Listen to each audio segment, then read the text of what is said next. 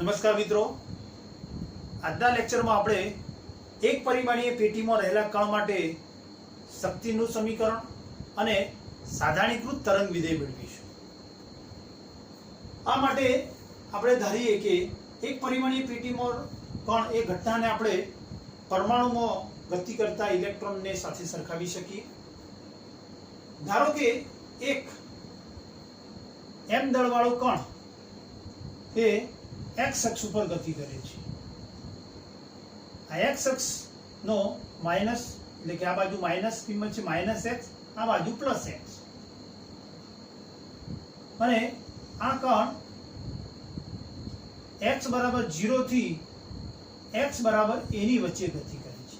એટલે કે અહીં સ્મોલ m દળવાળો કણ એ x અક્ષ ઉપર x બરાબર 0 થી a ની વચ્ચે ગતિ કરે છે।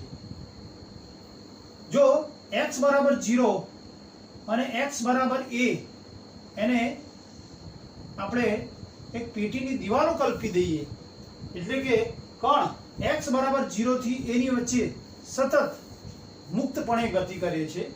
અહીં એક જ કણ છે અને આ એક કણની x બરાબર 0 થી a ની વચ્ચે સતત ગતિ કરે છે અને કણ ગતિ કરતો હોવાથી તેની સ્થિતિ શક્તિનું મૂલ્ય 0 થાય છે, કારણ કે કણની કુલ શક્તિ E બરાબર કણની કુલ શક્તિ E બરાબર ગતિ શક્તિ એટલે કે કાઇનેટિક એનર્જી અને સ્થિતિ શક્તિ એટલે કે પોટેન્શિયલ એનર્જીના સરવાળા બરાબર હોય છે।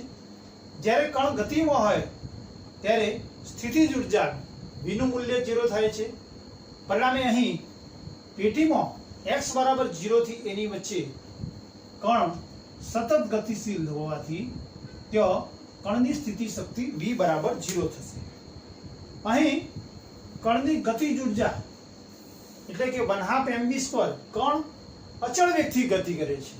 કણની ગતિજ ઉર્જાનું મૂલ્ય છે 1/2 mv², m બરાબર કણનું દળ અને v અચળાંક હોવાથી કણની પોટેન્શિયલ એનર્જી એટલે કે ગતિજ ઉર્જાનું મૂલ્ય પણ અચળ થશે। હવે x બરાબર 0 અને x બરાબર a એને પેટીની દિવાલો જો કલ્પી દેવામાં આવે તો પેટીની દિવાલો આગળ v બરાબર ઇન્ફિનિટી થશે, કારણ કે કણ કદાપી પેટીની દિવાલો આગળ હાજર હશે નહીં। તેમજ કણ x બરાબર 0 થી a ની વચ્ચે સતત પેટીમાં જ ગતિશીલ હોવાથી પેટીની બહાર પણ કણ હોવાની સંભાવના 0 છે। પરિણામે કણ પેટીની બહાર હાજર હશે નહીં અને પરિણામે પેટીની બહાર પણ કણની સ્થિતિ શક્તિ V બરાબર ઇન્ફિનિટી થશે। હવે આ x બરાબર 0 થી a ની વચ્ચે ગતિ કરી રહેલા કણ માટે આપણે શક્તિનું સમીકરણ અને સાધારણીકૃત તરંગ વિધેય આપણે મેળવવું છે। તો શ્રોડિંજર સમીકરણ આપણે જાણીએ છીએ કે એક પરિમાણીય શ્રોડિંજર સમીકરણ અહીં કણ x અક્ષ ઉપર ગતિ કરી રહ્યો છે, તો આપણે લઈએ કે x દિશામાં ગતિ કરતા કણ માટે શ્રોડિંજર સમીકરણ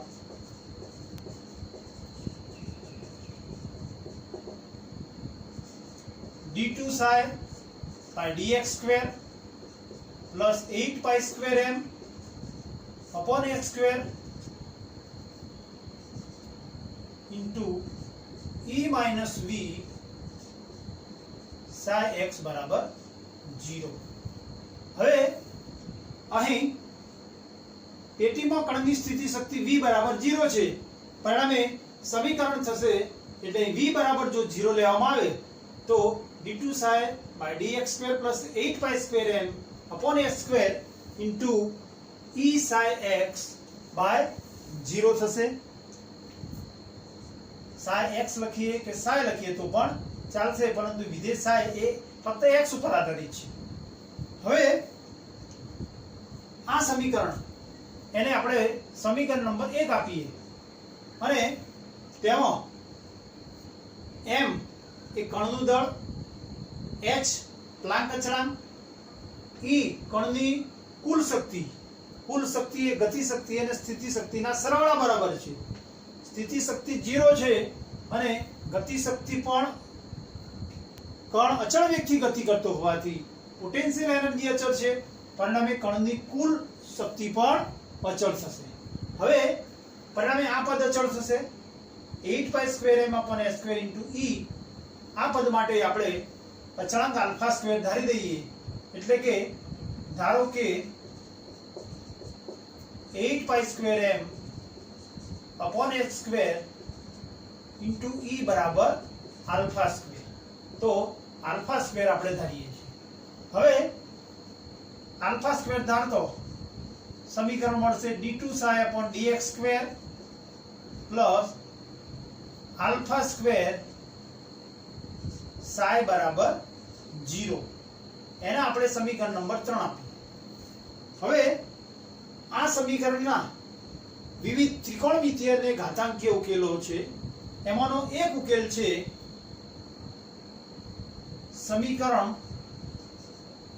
તરંગ સમીકરણ 3 નો એક ઉકેલ ψ બરાબર a sin αx plus b cos αx, જેને આપણે સમીકરણ નંબર 4 આપીએ.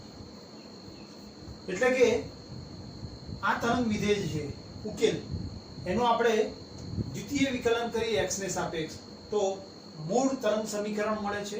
એટલે કે આ તરંગ વિધેય એ આપેલા તરંગ સમીકરણનો ઉકેલ છે તેમ કહી શકાય. તરંગ વિધેય 4 ને આધારે આપણે શક્તિનું સમીકરણ મેળવીશું. તેમાં અચળાંક a, b અને આલ્ફાની કિંમતો આપણે સીમા શરતને આધારે શોધીશું. અહીં પેટીની દિવાલો x બરાબર 0 અને x બરાબર a આગળ કણ હોવાની સંભાવના 0 છે. પરિણામે ψ બરાબર 0 થશે. એટલે કે બે સીમા શરતો x બરાબર 0 આગળ ψ બરાબર 0 અને x બરાબર a આગળ ψ બરાબર 0 સીમા શરતોનો ઉપયોગ કરી અચળાંક a, b અને આલ્ફાની કિંમતો આપણે શોધીશું. તો સૌપ્રથમ અચળાંક a, b અને આલ્ફાની કિંમતો શોધવા માટે સીમા શરત 1 આપણે લઈએ. તો સીમા શરત 1 કે x બરાબર 0 આગળ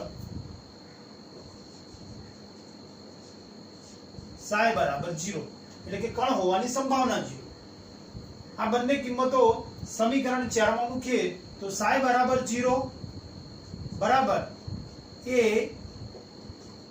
sin αx પ્લસ x બરાબર 0 તો અહીં થશે αx0 એટલે કે sin 0 plus b cos αx x બરાબર 0 તો 0 * α એટલે 0 એટલે કે cos 0 થશે. તેથી 0 બરાબર sin 0 ની કિંમત 0 અને cos 0 બરાબર 1. sin 0 બરાબર 0 એટલે a * 0 એટલે પહેલું પદ થઈ જશે 0 પ્લસ cos 0 બરાબર 1 અને તેથી 1 * b એટલે b. બીજા અર્થમાં b બરાબર 0 કિંમત મળશે. તો ત્રણ અચળાંકો a, b ને આલ્ફા પૈકી પહેલી અચળાંક b ની કિંમત મળી b બરાબર 0. હવે b બરાબર 0 કિંમત તરંગ વિધેય 4 માં મૂકીએ સમીકરણમાં તો ψ બરાબર થશે a sin αx. એને આપણે 5 નંબર કહીએ. તો ψ બરાબર a sin αx A x ની બધી જ કિંમતો માટે લઈ શકાય. એટલે કે હવે આ જે સમીકરણ તેમાં b બરાબર 0 થયું એટલે ψ બરાબર a sin αx થશે. હવે અચળાંક a અને આલ્ફાની કિંમતો શોધીએ. અચળાંક a અને આલ્ફાની કિંમતો શોધવા માટે હવે સમીકરણ આપણું હતું 5 ψ બરાબર a sin αx 5. બીજી સીમા શરત કે પેટીની બીજી દિવાલ x બરાબર a આગળ કણ હોવાની સંભાવના 0, એટલે કે x બરાબર a આગળ psi બરાબર 0. તો x બરાબર a આગળ psi બરાબર 0 કિંમતો સમીકરણ 5 માં મૂકીએ તો psi બરાબર 0 એટલે ડાબી બાજુ 0 બરાબર a into sin alpha x, x બરાબર a, તેથી sin alpha a થશે. હવે તેથી થશે a into sin alpha a બરાબર 0. a into sin alpha a બરાબર 0 તો એ ક્યારે 0 થાય કે જો a ની કિંમત 0 હોય તો પણ a into sin alpha a 0 થાય. sin alpha a ની કિંમત 0 હોય તો પણ a into sin alpha a બરાબર 0 થાય. એટલે બંનેમાંથી ગમે તે એકની કિંમત જો 0 હોય તો આ પદની કિંમત 0 થશે. બીજા અર્થમાં આ સમીકરણના બે ઉકેલો શક્ય છે.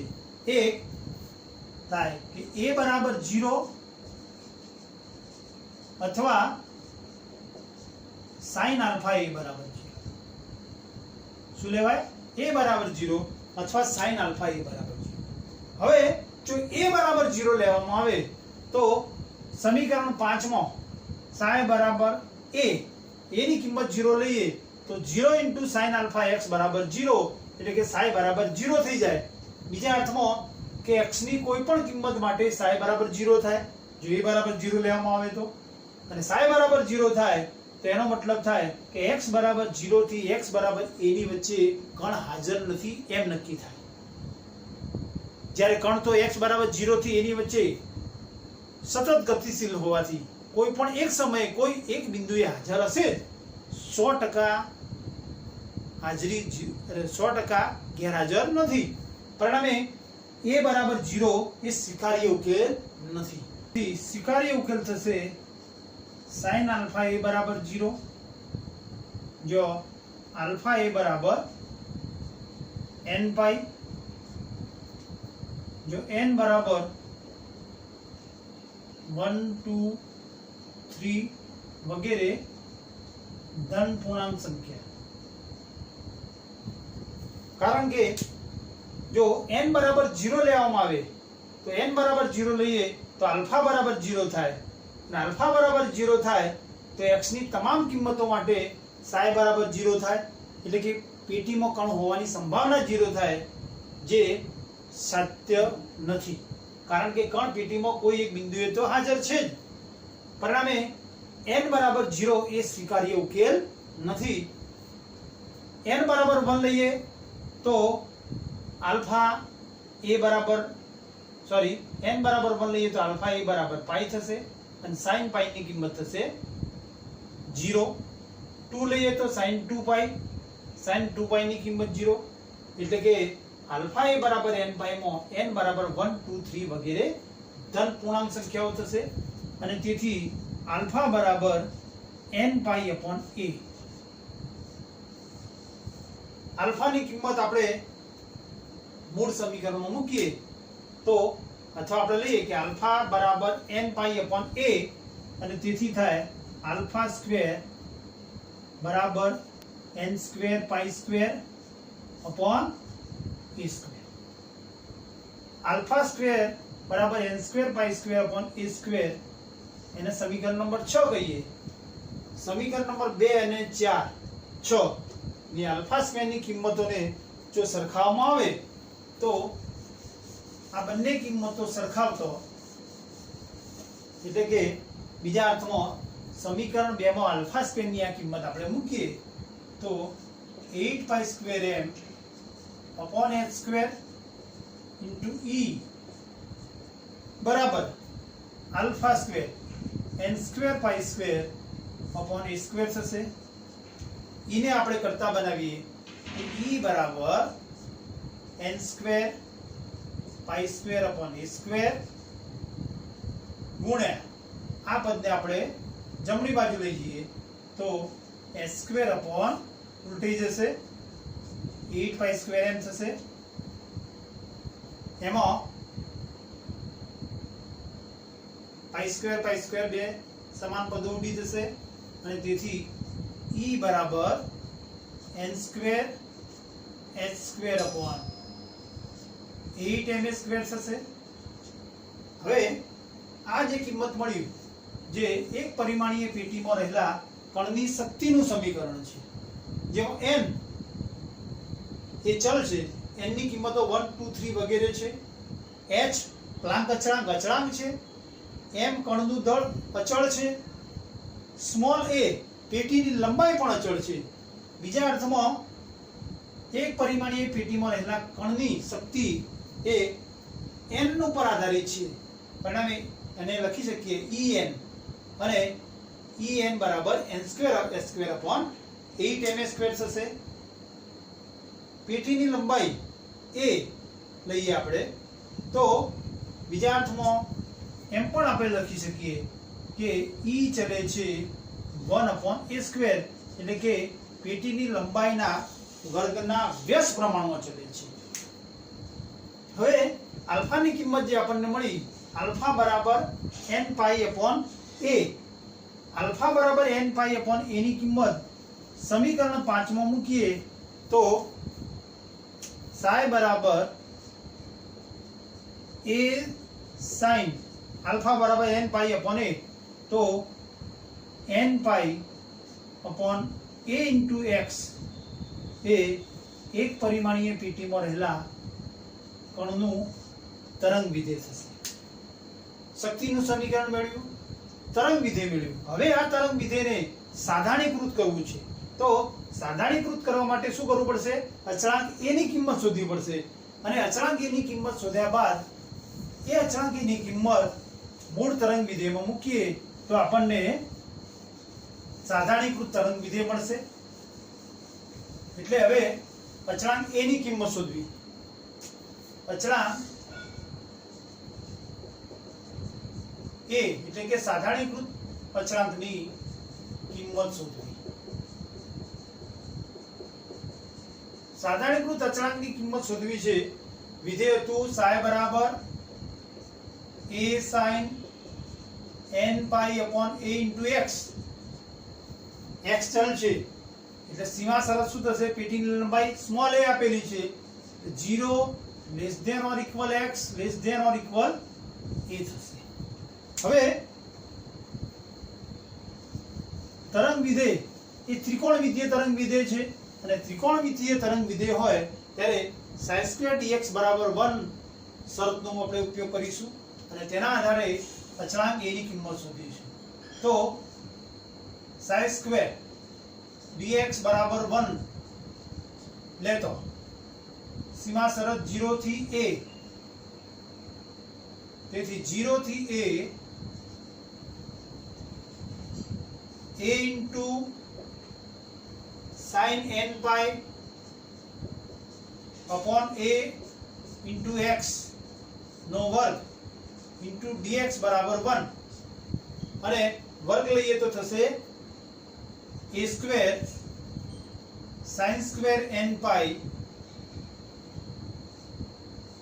Upon a into x into dx બરાબર 1. અચળાંક એને આપણે બહાર કાઢી લઈએ તો a² 0 થી a sin² n pi upon a into x into dx બરાબર 1. હવે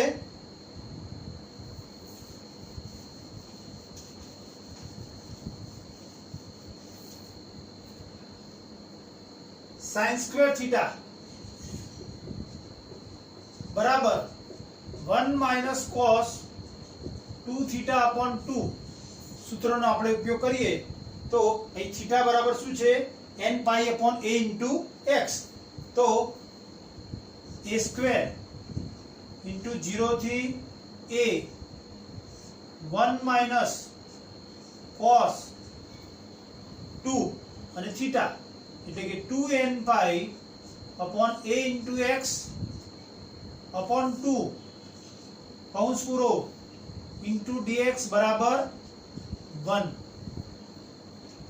2 ને આપણે કોમન કાઢી લઈએ અને કૌંસમાંના પદનું સંકલન કરીએ તો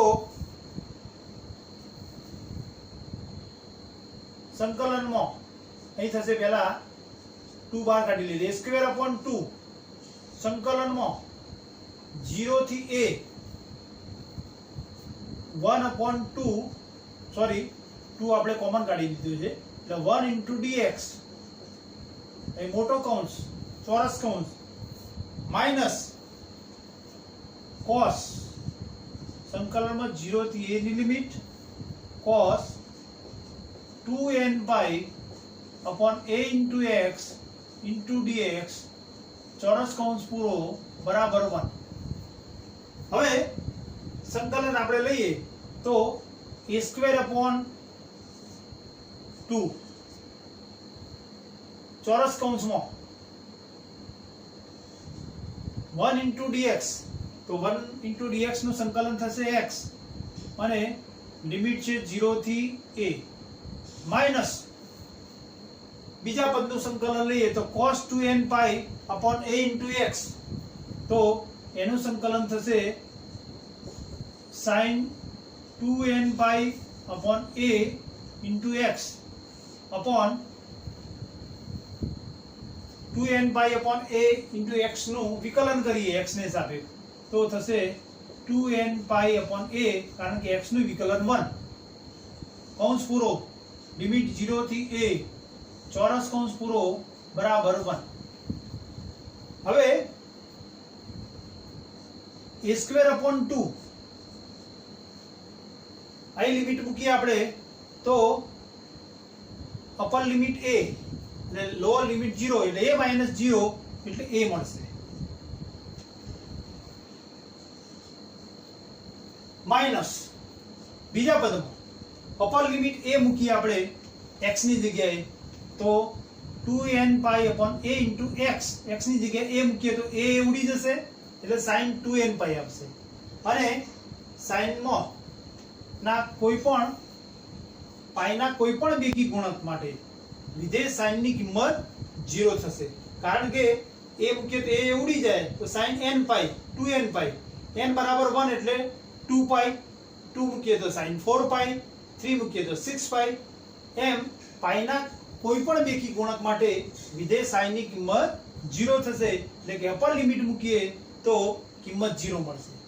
હવે લોઅર લિમિટ x બરાબર 0 મૂકીએ તો x બરાબર 0 મૂકીએ તો 2n pi upon a into 0 બરાબર 0 એટલે કે sin 0 થાય અને sin 0 પણ 0 થશે એટલે બીજા અર્થમાં બીજા પદની કિંમત અપર ને લોઅર લિમિટ બંને માટે 0 થશે બરાબર 1 એટલે કે a² / 2 into small a બરાબર 1 2 અને એને જમણી બાજુ લઈ લઈએ તો a² બરાબર તેથી a² બરાબર 2 upon a અને તેથી બંને બાજુ વર્ગમૂળ લેતો a બરાબર થશે √2 upon a એટલે કે સાધારણીકૃત અચળાંક a ની કિંમત થશે √2 upon a અને સાધારણીકૃત અચળાંકની કિંમત મૂળ વિધેયમાં મૂકીએ તો psi બરાબર √2 upon a into sin n pi upon a into x એ એક પરિમાણીય પેટીમાં રહેલા કણનું સાધારણીકૃત તરંગ વિધેય થશે સાધારણીકૃત તરંગ વિધેય. આ રીતે મિત્રો એક પરિમાણીય પેટીમાં રહેલા કણ માટે સીમા શરતોનો ઉપયોગ કરી અચળાંક a b ને આલ્ફાની કિંમત શોધીશું અને એના આધારે શક્તિનું સમીકરણ મેળવીશું E બરાબર n² upon 8 ma² સમીકરણ મેળવી શકાય. ત્યારબાદ આલ્ફાની કિંમત મૂળ વિધેયમાં મૂકીએ તો આપણને psi બરાબર a sin n pi upon a into x મળશે અને ત્યારબાદ psi² dx બરાબર 1 અને લિમિટ 0 થી a પેટીની લંબાઈ એ આપેલી છે એટલે 0 થી a લઈ અને સાધારણીકૃત અચળાંક a ની કિંમત શોધીએ તો a બરાબર √2 upon a મળશે અને તે મૂળ વિધેયમાં મૂકીએ તો આપણને સાધારણીકૃત તરંગ વિધેય મળશે. Thank you for watching.